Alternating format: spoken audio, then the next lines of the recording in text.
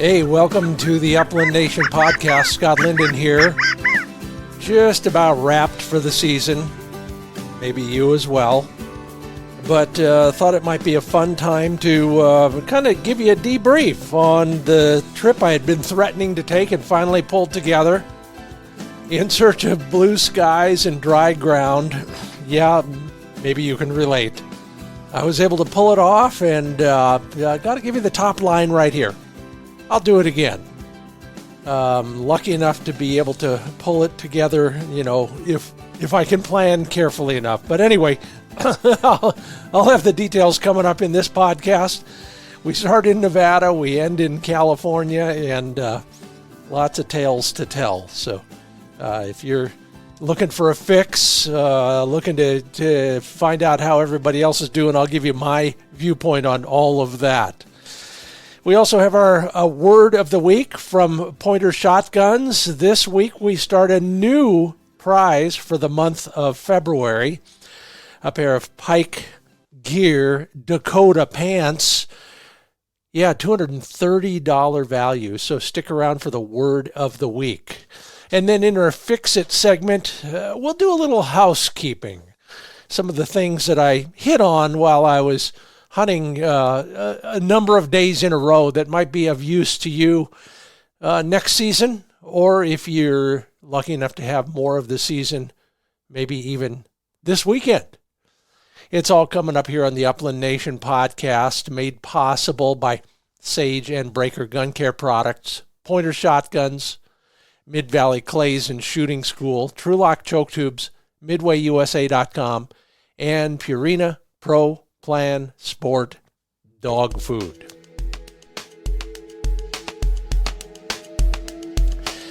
Well, you could barely tell there's a truck underneath all the mud. You'll get that detail a little later as well. So I'm working on things like that. I talked in the Fix It segment, I'm going to talk a little bit about housekeeping, but right now it's knocking the big chunks of mud off the truck, laying plans for training season, and a bunch of events of one sort or another that are kind of related, whether they're field trials or hunt tests or training days. They're all coming together, and this is the time of year when you start figuring out where you're going to go and what you're going to do in that regard. So am I. So maybe I'll see you at one of those, hoping to do a little bit more traveling in that regard, maybe visit a NAVDA hunt test a little bit further afield. So those are the things we're doing around here, trying to get all the gear organized, some of it put up, some of it not. But so far, so good. And maybe like you, every time you pull something out of the truck to, whether it's cleaning a shotgun or putting the ice chest away, brings back a memory or two, doesn't it? Yeah, that's one of the joys of what we do. The season never ends.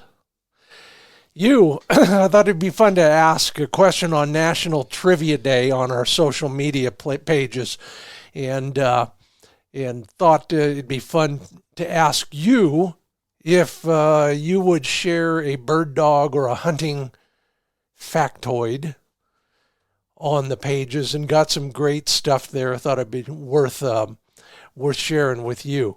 Joe Rundell, thanks a lot. In 1982, Spaniel was dropped from the Brittany Spaniel name by the AKC.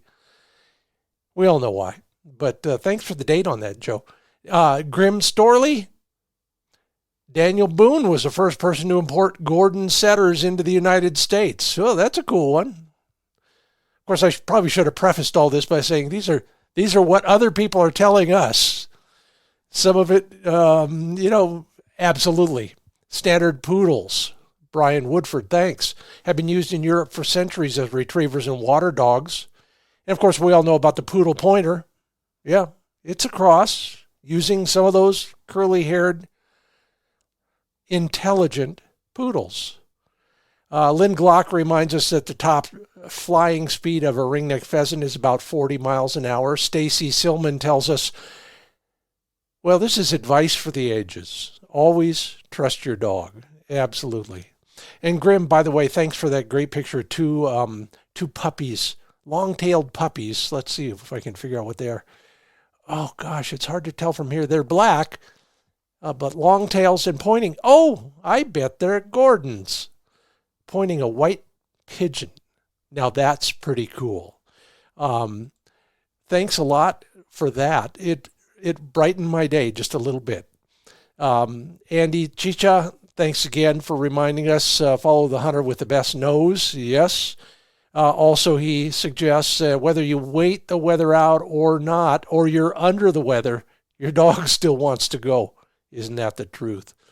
The German short-haired pointer was recognized as an AKC breed in 1930. Thanks, John Simon. And we'll leave you with this philosophy from Morgan Walker. It's a fact. Dogs prefer feathers in their mouth a lot more than shooters do. Yeah, absolutely.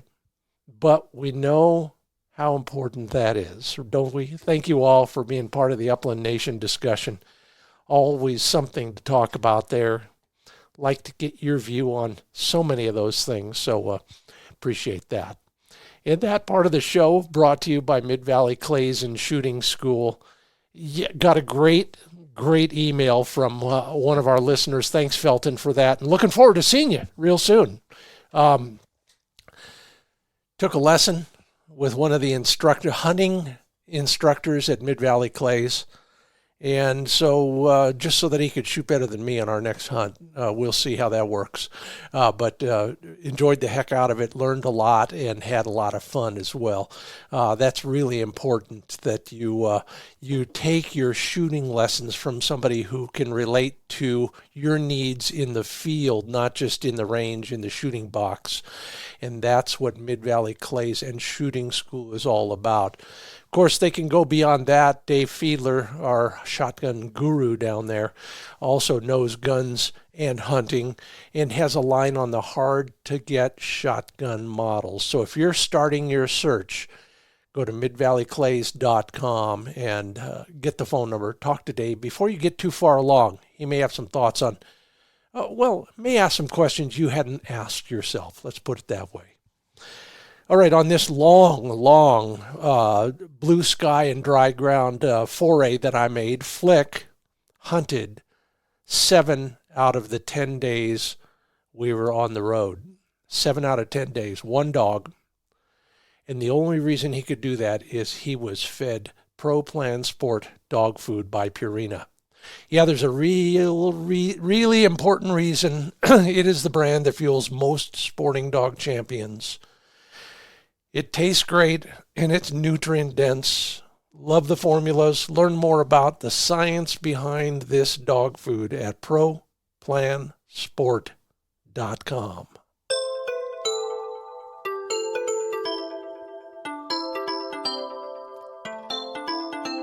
Well, sometimes I'm so dang lucky, and this is one of them. I had the chance to block out almost 2 weeks of travel to do something I wanted to do a lot more of. And many of you have the same thoughts, I think. And some of you are actually following up on those. For all I know, you're listening to this from somewhere in southern Arizona or Texas or Florida right now while you're hunting. Well, don't do that. Do it before or after the hunt or on the way to the hunt. But anyway, decided I was sick and tired of hunting on snowy ground in cold weather. So I just decided I was going to block the time out and drive south from Central Oregon until I found blue sky and dry ground. Now, being the practical guy, pardon me, that I am, I blocked out a spot or two on the way to where I thought I would get that stuff, and I got lucky on that as well. Met a good friend, Dave Coe. You've met him on the podcast. In fact, he was on the opening weekend podcast with my other friend, Tom Jenkins. And we met at a kind of a favorite spot. And this has been a season of favorite spots for me, and a lot of discovery too. But I'm getting in touch again with some of the places that I've really enjoyed over the years for one reason or another. We met at one of those, and it's a spectacular place. It's well, as one person soaking in the hot spring with us one night said, if this was closer to a big city, it'd probably be a national park. Lucky for we hunters, it's not. We can still go there and wander the sagebrush flats and the incredible volcanic chasms that are fit for any Lord of the Rings movie, and then everything else in between. This place has got it all, and some pretty good hunting once in a while. And we are lucky enough that we have a friend who actually works there on this public ground, and we were able to connect with him as well. But let's get down to business here. We started this hunt in a place that we earned the first time. We got there the hard way, then learned there's an easier way to get there. We had driven up and over and past this 500-foot deep volcanic rift. I mean, it was like Paul Bunyan had taken his axe and just cleaved this massive rock face in two. It was only about 50 feet across, but it was 500 feet deep. So we're going basically up and around that on probably this third worst dirt road. Let's just call it a rock road. There wasn't much dirt. It was mainly boulders. We four-wheel load our way over that and down the other side. And the going down was just as dicey as the going up to find this spot, which was the other end of this big canyon. It was just a big slice with a stream running through it. We got to the other side, and boy, it's like, you know in the movies when you hear the angels singing and the lights come down through the filtered clouds. It was that. Level ground, incredible quail habitat. That stream widened out and just wove its way through the flats. The flats themselves, well, if you're a chukar hunter and you can find a flat spot, you're going to walk it. We know there were probably no chukars down there. We've been there before, except the first time when it was chukars. But we got to the bottom and kind of just looked at all the spots. The stream in the riparian zone there, flanked by sagebrush and thickets of, I don't even know what the brush is called. It's a head-high brush that is thick but open ground underneath it, which is what quail love. And of course, along the stream, cattails, willows, even a few aspen trees here and there. We got to the far end and started from the downwind end and started working our way into the wind, which continued to grow and grow and grow. In fact, at 3 or 4 points, I voted for going back to the truck, but I was outvoted on that by Dave. He brought his young Brittany Prez, named after Lester Young, the jazz saxophonist, kind of like Dave, although Dave is slightly better looking. So we split up. Dave got the riparian zone. We got the open country, me and Flick, and we just hunted into the wind as best we could without getting blown over onto the ground. And it was blowing hard enough to where nobody was finding anything. The dogs were just exercising, which is fine. And it was an easy walk, but that's not why we went there. We'd had success in the past, and I've talked about some of that before. But, seeing the dogs just not getting an inkling, we we kind of swung back around against the wind and farther out. Flick, in fact, started ranging 200-300 yards out. At one point, the collar tells me he's on a point, and it's way out in the sagebrush.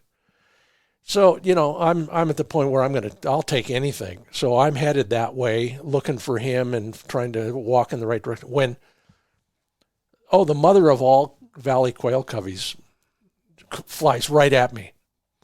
Not close enough to where I could get a shot, but close enough to where I could see 100 birds. Maybe a few more, all dumping in to the spot we'd just covered.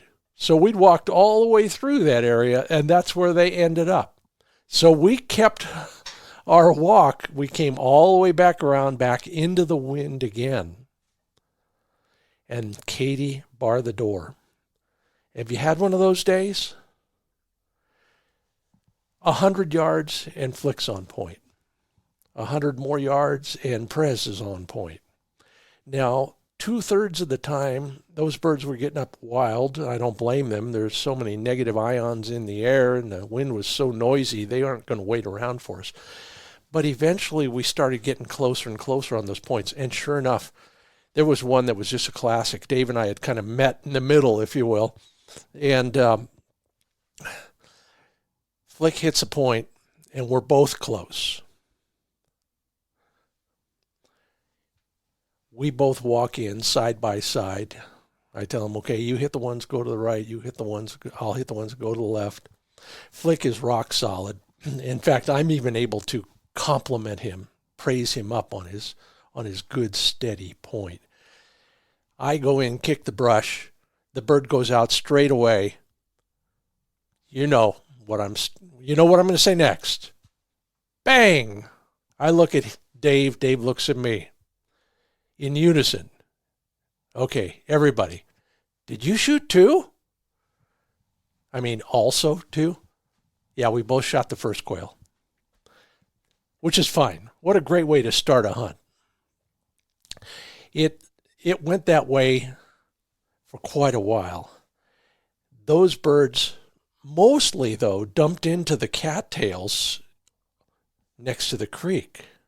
And in fact, at one point, Flick went on point in those cattails. And, once you figure out where he is, and of course there's an 8-foot ditch between you and the cattails and the brush on the edges are so thick you can hardly see. You can't see the dog. He's 9 yards away from you, and you can't get there. So you just cross your fingers. And you stand in the place where you think you might get a shot if the bird gets up. And then you point in the right direction you think the bird will fly. Dave gets over to it because Flick is he's like a statue, apparently. That's what the collar tells me. I hear no noise. I see no dog. I hear no bird. This is like you said in the social media, trust your dog. So I did, and we just both stood there and waited. There it goes. The wrong direction. Over the creek, over all the cattails. If we had taken a shot, we'd have never got it anyway, so we didn't. But then we did, because I went in on the next one like that, and I just sacrificed my own glory, put the gun down, and wove my way through that jungle. I got the scars to prove it. That's why I wear shooting glasses, that and my cross dominance. But Dave got the shot, and it fell in the right place. We've learned our lesson over the years in that particular spot. What a wonderful creek and a wonderful hunt. Plenty of singles, 3 or 4 bunches of 4 or 5 birds, lots of great points. Even Prez, 10 months old, 10-month Brittany, showing his stuff. Not as steady as Flick, but that's to be expected. He's 10 months old. And boy, is he pretty. Just, his legs are an inch longer than many of the Brittany's you'll meet. So he can really pick them up and put them down. And he's so elegant in the field. I had a wirehead like that 3 dogs ago. if you were in the right place, you watch a dog like that, and he just glides. His back is level. He's going across the field like a racehorse. Prez, keep up the good work. It's a pleasure hunting with you. Well, that was our start to the blue sky, dry ground odyssey that ended up being a little different than I expected. We woke up to snow the next morning. But that's all right, because it was a light skiff, and all it did was help us. Wasn't too cold. I hunt a little bit later in the day than a lot of people. I've been there and done that on the break of day, kind of crack of dawn stuff. I like to pretend that the birds are actually going to get a little bit of feed, and if they need it, water. And I'll begrudge them all of that before I get there. It also gives us a chance to have another cup of coffee and get caught up on the stuff we couldn't do in the field. Hey, you're listening to the Upland Nation podcast. I'm Scott Linden here, your host and solo guest, if you will, for today. We're still in northwest Nevada, in a canyon that has paid off for us in the past. And again, like I said, we're revisiting a lot of places. Just, kind of the last hunt of the year for us together. And so we touch on the places that we've had fun in before. And this was a canyon that has almost always had a covey or two of quail in them. But as we get there, the first thing we see is a covey of chukars going up the steep left side of this canyon. There's a creek bottom, and there's water in it. And in this country, the creek could have water for 100, 200 yards, then it goes dry. And then it comes back, a little ways downhill or a little ways uphill. So we're hopeful. We're not going to chase those birds because they're already they're topped out and going over the ridge line, and it's wicked. It's a 45 degree, 50 degree slope.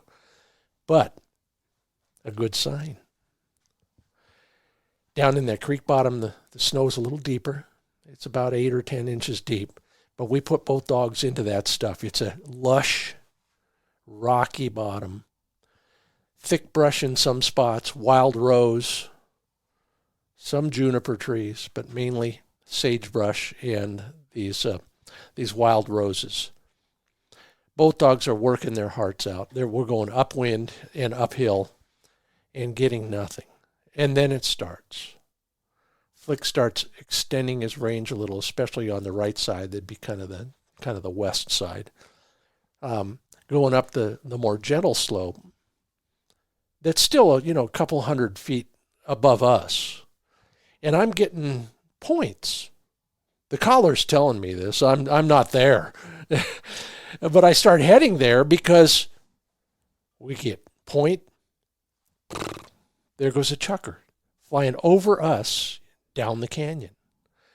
So before you can get up the hill to catch up with him, you move linearly, so at least you're underneath where the birds will fly. You know where your dog is on point with a collar.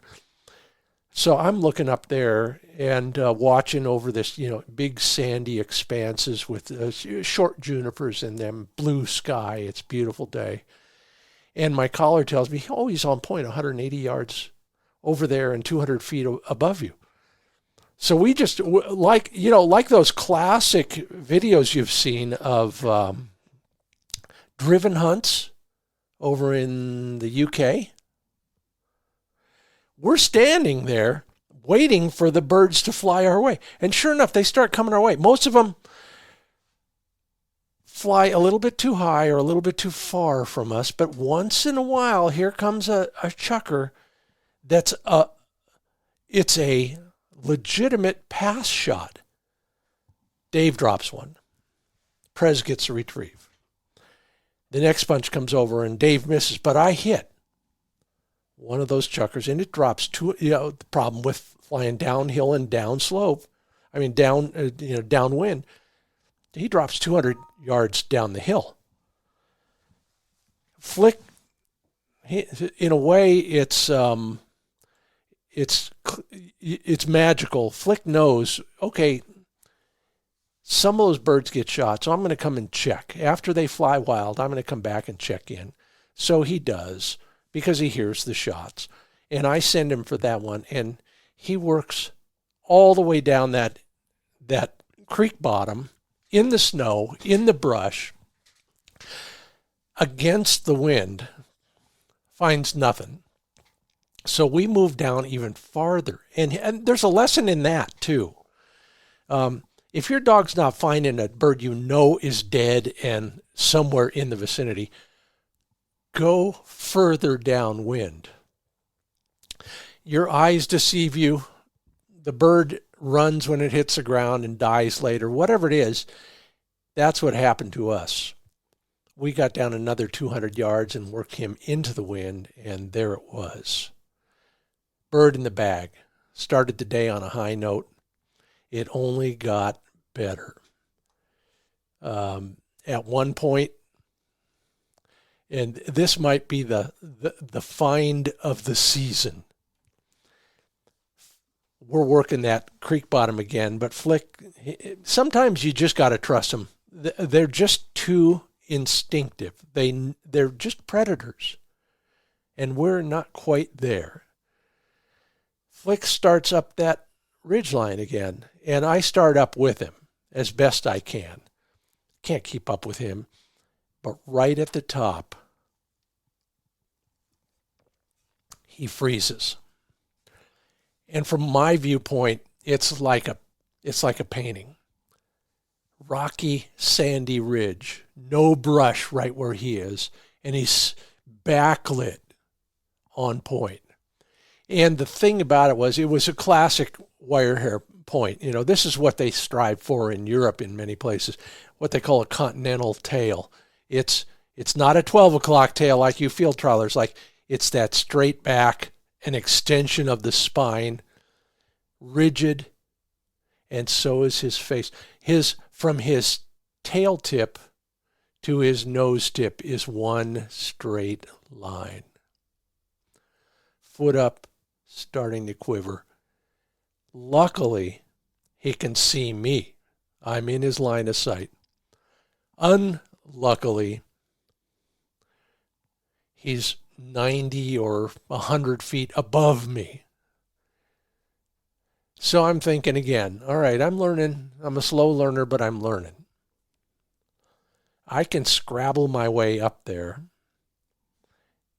and maybe the bird will hold.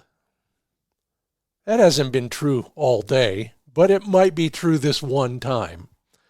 Then I think about what has worked, and I move back and down so that at least I'm at the bottom of the hill, but aligned with where I think the bird is based on where Flick is pointing. All right, so if worse comes to worse, the bird will probably fly downhill, and I'll be in the right place for yet another really good pass shoot. This whole time I'm waving at Dave, but trying to be stealthy about it and bringing him down from way up there. And Flick is just quivering and giving me the side eye. Come on, man, get up here. Dave finally gets the word and starts walking our way. And as he's walking our way, he's uphill, so he can kind of side hill a little bit and get up closer to where the bird actually might be. But the magic was when Prez, the puppy, did what puppies are wont to do. And this will be indelibly etched in my mind for as long as I hunt with that little young Brittany. He sees Flick on point and pauses for a moment. He's not going to back him. Plus he's upwind, so there's nothing to help him in that regard. But he says, hey, I can put 2 and 2 together, and I think 4 and that bird are about, 15, 20 yards upwind of Flick. And I'm watching all this. I'm watching the little gears crank in his head and watching where he goes. And as he goes to the right spot, I get into the ready position. He does exactly what I wanted him to do. Flick may not have decided he wanted to do that, but Prez approaches that dog from that bird, and pushes that bird into the air. And that bird just streaks at, 4 feet off the ground, but down that ridge right towards me. It worked. That bird died. Flick got the retrieve, brought it right back. We called it a day. What do you do for an encore after something like that? Really? Have you had one of those? Maybe not all the particulars, the same details, but you've had one of those shots and one of those sessions of dog work that you just can't top. So don't. That time when I took a vote with Dave and the dogs, we all decided it was time to go back for lunch. The rest of the day was just as good in so many ways, and I'll save that for another day because I do want to drive south to a new area code in Southeast California. That's our destination after this quick break.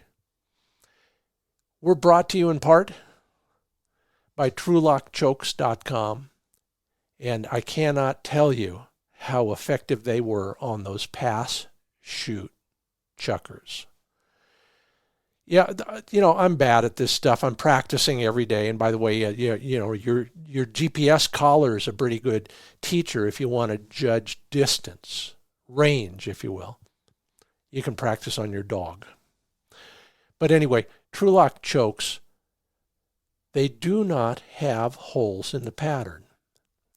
Chukar size holes at 40 yards are going to cost you a bird. That's what tight tolerances and state-of-the-art CNC equipment will eliminate, holes in your pattern. Learn more about what I mean. Take a look at some of the pattern papers. Understand why Chad Hodge has designed specific upland chokes just for us at TrulockChokes.com. Works for me. You just heard the story. Maybe it'll work for you. And when you are taking care of your chokes and every other piece of your gun, you want to do that with Sage and Breaker gun care products. Hey, by the way, if you didn't get in on it, shotgun cases are now back in stock. So if you're waiting for one of those heirloom shotgun cases that you will pass on, now's the time. Lifetime warranty, of course, the highest caliber, pardon the pun, of craftsmanship. Sign up for the mailing list. You won't miss out on future sales, and you'll get first notice on new products and products that are back in stock, like that shotgun case. SageandBreaker.com. Learn more at SageandBreaker.com.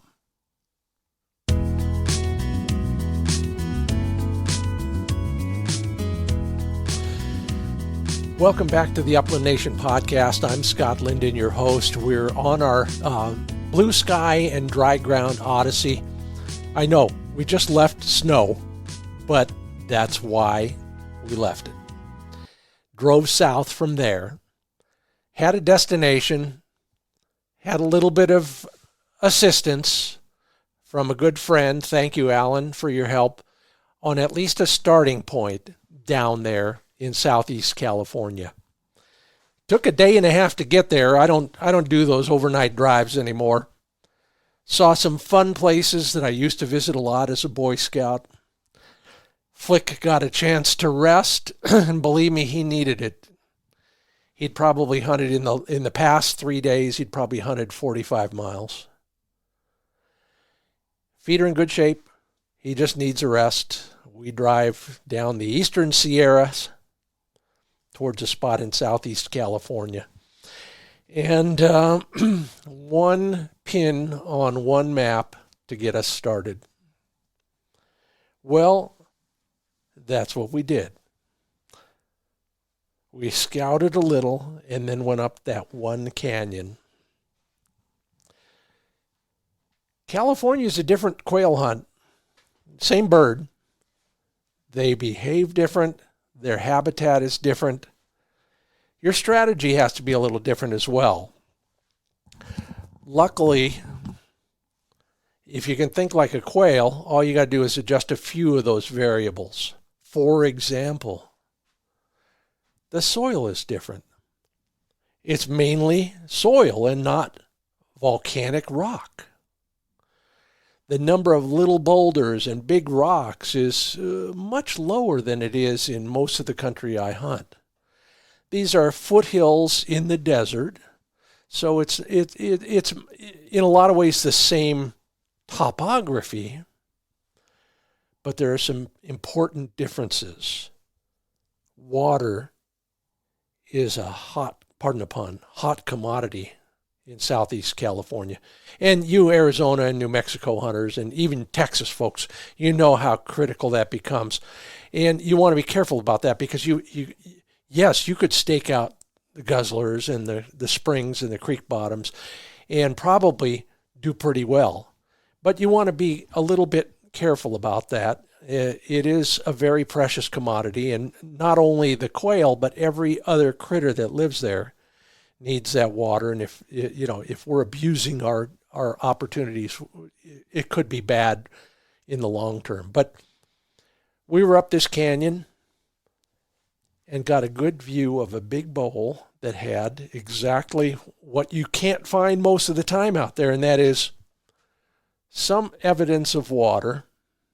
Turns out it was a spring, trickled down. It was beautiful.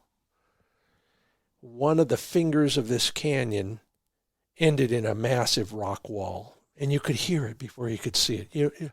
And if you haven't had water on a hunt for a while, that magical sound, that little trickle, that tinkling of drops into a little pool. Dogs find it first, of course. By the time I got there, Flick was already laying in it. This is a pool not the size of his dog crate. So he had to work hard to fit into it, but he did. And it was perfect timing. We hunted that canyon, I'll call it a gentle valley, where the cactus was thick. The Joshua trees were dramatic. Those arms reaching into the sky, just like the old stories from the Bible, I guess. And the walking was easy. We didn't find anything on the flat ground. So on the turnaround from that little spring, we went up one of the slopes a couple 100 feet. As I'm side hilling along that slope towards the spring again, sure enough, Flick hits a point.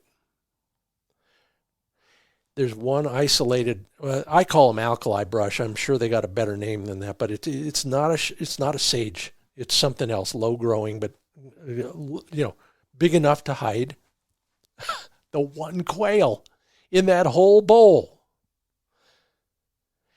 It gets up and heads straight for the cliff, of course. I shoot it hoping to knock it down before it gets there. It does not. It does what, a lot of pheasants will do this, and some of you will tell me it's a headshot. Some of you will tell me it's a heart shot. The bird goes straight up into the air, then literally drops dead. Unfortunately, it went down the far side of that cliff. Well, that's the same far side of the cliff where the spring was.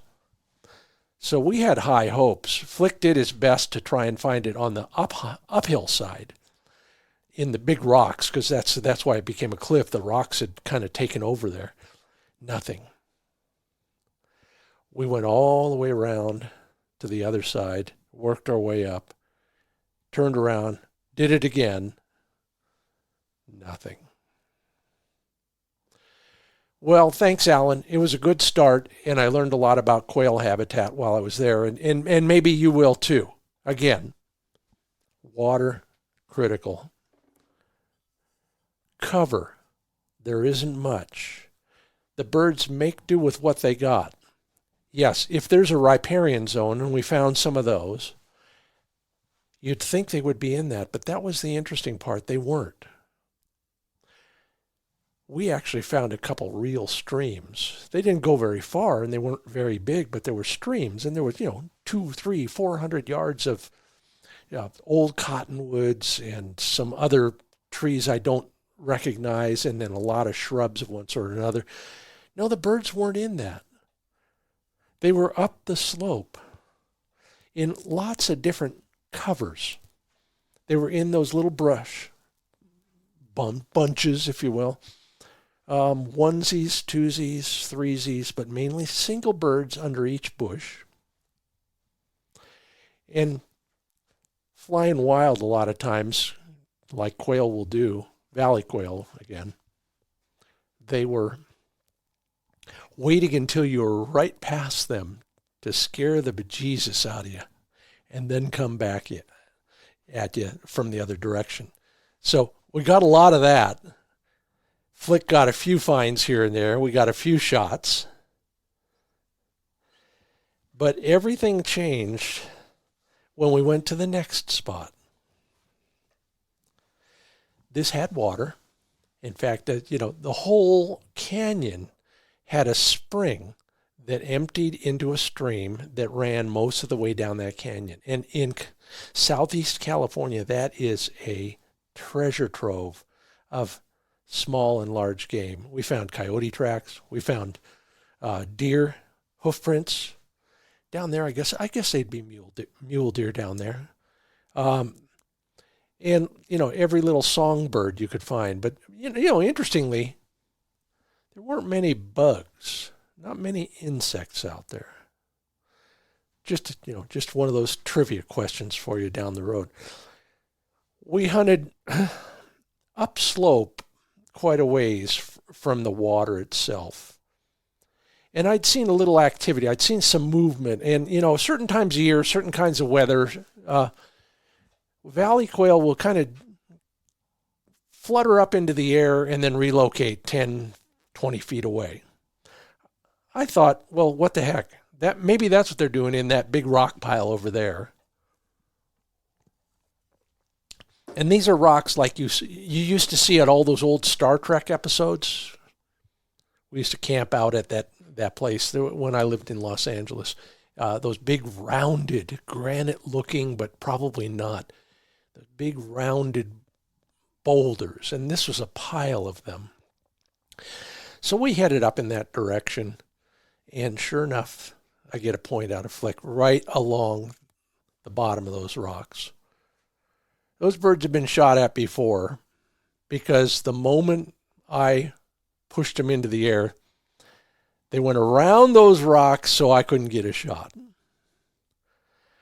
So we chased them up that slope and down that slope. And one thing we found was that when you pressure birds there, they go into those little fingers, those small canyons that squeeze down to nothing but a sheer rock wall.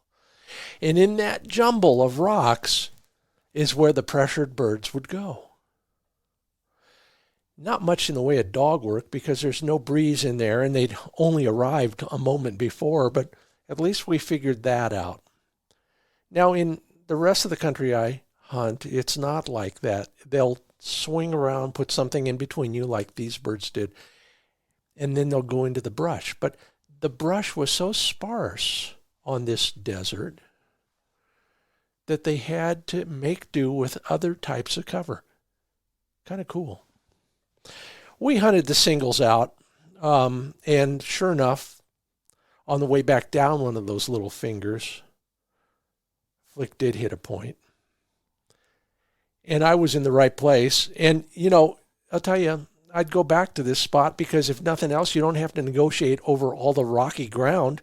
You can kind of hustle on the sandy soil.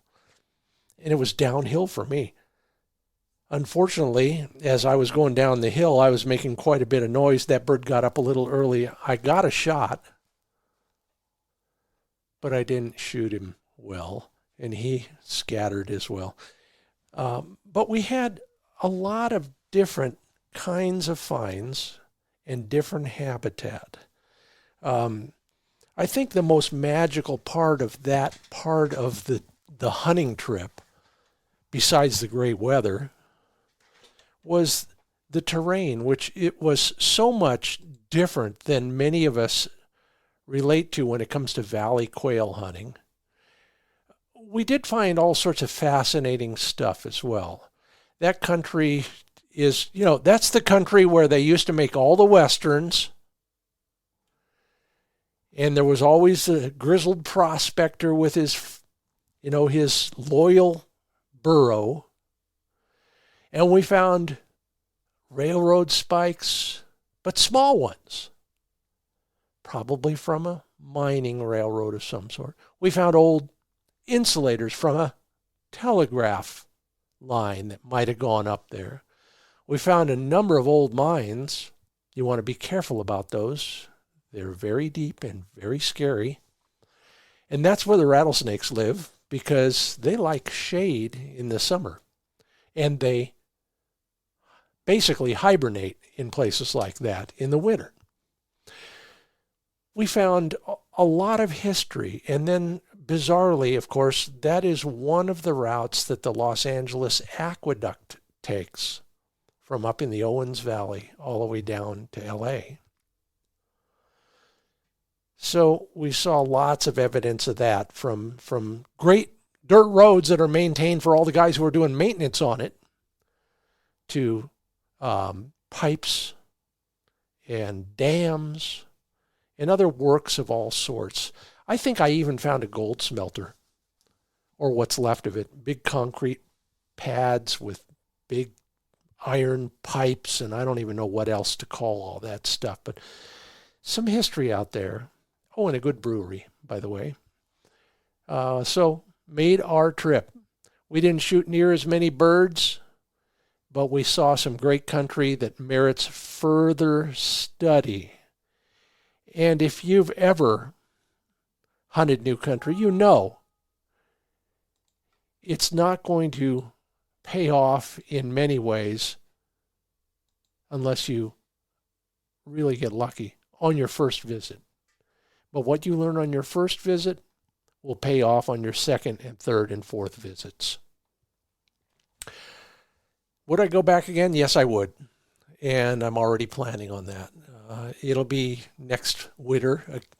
That's the whole reason to go. Get out of the snow and the ice. But I'll be back. So watch out for me if you'll let me come back, Southeast California. I'm Scott Linden. This is the Upland Nation podcast. Still a lot more to go. We've got our Fix It segment where we'll do a little bit of housekeeping. Some of the pre-hunt routines that might be of value to you next season. We've got our word of the week and a chance for you to win a pair of Pyke Gear Dakota pants. It's all coming up after a word from MidwayUSA.com. Just got a new order placed with them. Yeah, everything I shot in California, I got from them. All the non-toxic ammo came from MidwayUSA.com. If you're looking for target ammo, it's that time of year. Stock up now. Sign up for their emails or texts and get 10% off your next order. Remember that apparel over $99 was shipped for free. It's all available. Shop the growing supply of dog training and bird hunting gear at MidwayUSA.com. And once again, I got to thank HiViz Sights for the pretty good shooting I did. For me, at least. Yeah, those interlocking light pipes, they just tell you where the muzzle is so that you can focus on the moving target. I can't think of a better way to describe it. We don't aim a shotgun. We point it. But we need help pointing it in the right direction, and that's what the light pipe system does. You never lose the bead while you're focusing on the target. HiVizSights.com, HiViz Sights.com. So, going from hunt to hunt, over the space of 10 days, you develop some routines if you haven't already. And I thought it'd be worth, mentioning a couple of those in our Fix It segment that might be of value to you, because to me, I'll just slap my forehead halfway through a hunt and think, geez, I should have done that. Here are some of those things that might help you on your next hunt, maybe for the rest of the season or for sure for next season. First off, before you start a hunt, I know, but we've all done it. If you're using a GPS collar or you are carrying a GPS or even just your phone with a Google map on it, mark your truck's location. I think I told that story once. I forgot to do that about 3 hunts ago, but had marked my nearby truck location from a previous hunt. So that's where I went at the end of the day. And then I had 1.5 miles to go uphill to where my truck really was that day. Well, I learned that lesson. It could have been worse. Don't forget to top off your water. Never count on water that you'll find on the hunt, because that's the day you won't have it, and your dog will regret it as much as you will. And finally, if you're new to GPS collars, or even if you're not, I've just decided it makes way more sense to calibrate your compass on your GPS handheld unit first thing on every hunt. Now, the manufacturers will tell you don't need to do that frequently, but gosh darn it, every time I don't do it, I'll look at that screen and it'll tell me my dog is 80 yards ahead of me at about 25 degrees. And he's not. He's somewhere else. So calibrate your compass on your GPS handheld control and save yourself a lot of agony and know where your dog is all the time. That's Fix It for today. And it's time now for our Fur Feathers Friends Word of the Week. Brought to you by Pointer Shotguns, and that's the ultimate prize. That'll happen this summer, but in the meanwhile, monthly prizes are coming out if you know the word of the week. Congratulations to Griffin Meeks, who won that Sage and Breaker shotgun cleaning mat. Griffin, that'll be coming out to you very soon. Now, if you want in on this month's prize, a pair of Pyke Gear Dakota pants. Take a look at them, go to Pyke Gear and learn more about those pants. A $230 value. They are tough. You win them by going to furfeathersfriends.com, scrolling down and entering in the form that is provided. Add the word of the week, and you're eligible for the drawing. This week, that word is spaniel. Word of the week, spaniel, at furfeathersfriends.com. Hey, getting lots of great answers and lots of great, promises to take somebody hunting. A lot of you are naming names, and I appreciate that. That'll keep everybody honest when it comes to doing what Fur Feathers Friends is about. Showing off our dog to a new, lapsed, or an old friend of a hunter that you're going to take at furfeathersfriends.com. And Fix It has been brought to you by PointerShotguns.com, and thank you, Pointer Shotguns, for being the big prize and the sponsor of our Fur Feathers Friends sweepstakes. If you're unhappy with how you're shooting, or you're ready to upgrade from one configuration to another, well, they've got them for you. Side by side, semi-auto, over and under, all finishes from nickel to blued, case colored, and Cerakote. Make PointerShotguns.com your first stop for an upgrade. PointerShotguns.com. Well, thank you all. Maybe you learned something. Maybe you got inspired slightly. while listening today. If you did, please leave a review or a rating at Apple Podcasts. I appreciate that. Thank you to our sponsors, Sage and Breaker Gun Care Products, Purina Pro Plan Sport Dog Food, Mid-Valley Clays and Shooting School, TrulockChokes Tubes, MidwayUSA.com, Pointer Shotguns, and HiViz Shooting Systems. Just posted another blog entry at findbirdhuntingspots.com. There's a new video, and you can always listen to the podcast there as well. Mainly, thank you for listening to the Upland Nation podcast. I'm Scott Linden. We'll see you next week.